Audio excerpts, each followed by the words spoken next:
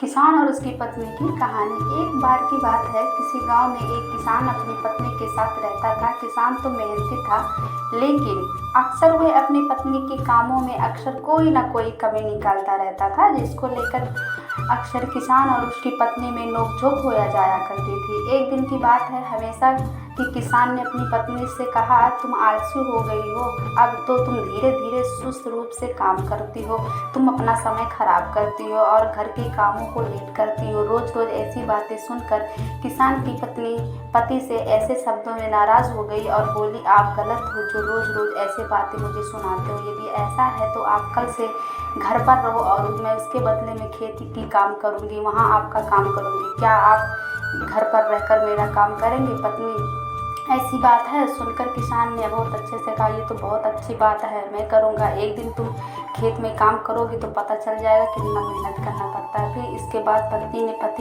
किसान से कहा, कल जब घर काम करोगे तो सबसे पहले गाय का दूध निकालना, फिर सारे कपड़े धोने, बर्तन धोने, मुर्गियों का ध्यान रखना, घर की सफाई करना और साफ सुथरा इतना कल काम करना। फिर अगले दिन किसान की पत्नी सुबह सुबह खेत पर गई और किसान के घर कामों पर रुक गया। फिर सबसे पहले उसने एक बर्तन लिया और गाय का दूध निकाला, फिर चला गया। फिर उसने गाय का दूध निकालने की कोशिश की, इतने में गाय ने उसे पीछे से जोर से लात मारा।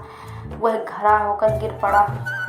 कपड़े धोए, बर्तन धोए, साफ सफाई किया, उसका काम दम निकल गया। फिर मुर्गियों का खाना खिलाने के लिए आया। इस तरह वह सूत काटना भूल गया और फिर इन्हीं कामों को करते शाम हो गई।